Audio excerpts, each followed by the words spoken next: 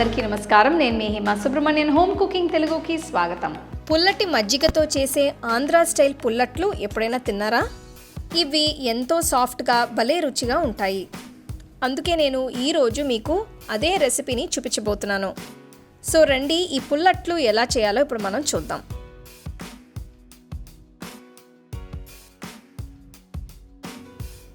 పుల్లట్ల కోసం ముందుగా నేను ఒక పెద్ద బౌల్లో 1 కప్ అంత బియ్యం తీసుకుంటున్నాను.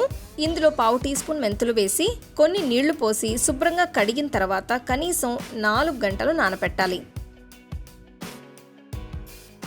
4 గంటల తర్వాత ఇంకొక బౌల్లో అటుకులు వేసి కొన్ని నీళ్లు పోసి శుభ్రంగా కడిగి ఉంచాలి.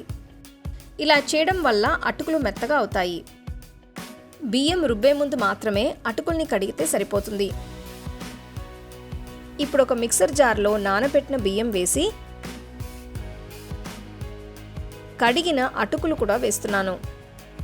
వీటితో పాటు 1/2 కప్ అంత తురిమిన పచ్చి కొబ్బరి వేస్తే పుల్లట్లు టేస్ట్ ఇంకా బాగుంటుంది. ఇప్పుడు 1/4 కప్ అంత పుల్లటి మజ్జిగ, 1 టీ స్పూన్ ఉప్పు వేసి కొన్ని నీళ్లు పోసి మెత్తగా అయ్యేట్టు రుబ్బాలి. ఇందులో కొద్ది కొద్దిగా నీళ్లు పోస్తూ రుబ్బితే పిండి కరెక్ట్ కన్సిస్టెన్సీలో ఉంటుంది. చూస్తున్నారు కదా, పిండి ఇంత స్మూత్గా ఉండాలి. అప్పుడే దోసలు సాఫ్ట్గా వస్తాయి. ఇందులో 1 చిటికెడు ఉప్పు, 1 టేబుల్ స్పూన్ అంత నీళ్లు వేసి కలపాలి.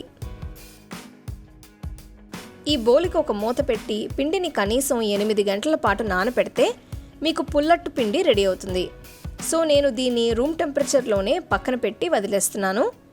8 గంటల తర్వాత చూస్తే మీకు పిండి చక్కగా పొంగి కనిపిస్తుంది.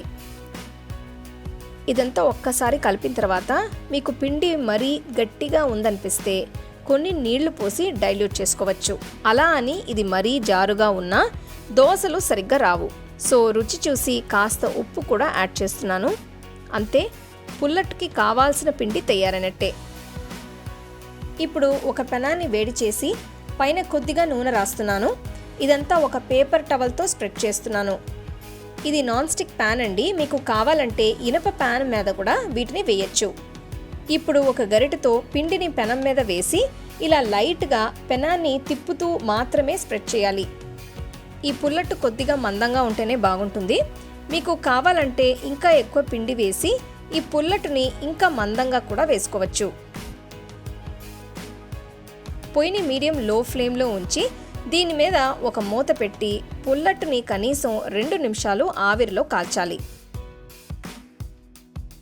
ఆ తర్వాత చూస్తే మీకు ఇది ఎంతో సాఫ్ట్గా కాలి కనిపిస్తుంది. నేనైతే దీని రెండో వైపు కాల్చడం లేదు. మీకు కావాలంటే మామూలు దోసలానే దీన్ని 2 వైపులా కూడా కాల్చుకోవచ్చు. అంతే, పుల్లగా కమ్మగా ఉండే పుల్లట్టు తయారైనట్టే. వీటిని మీరు నచ్చిన చట్నీతో సర్వ్ చేసుకోవచ్చు. సో తప్పకుండా ఈ రెసిపీని ట్రై చేసి ఎలా ఉందో నాకు చెప్పండి. అలాగే నా వీడియోస్ అన్నిటినీ మీరు మిస్ అవ్వకుండా చూడాలంటే హోమ్ కుకింగ్ తెలుగు ఛానల్ని లైక్ చేసి, షేర్ చేసి, సబ్స్క్రైబ్ చేయండి.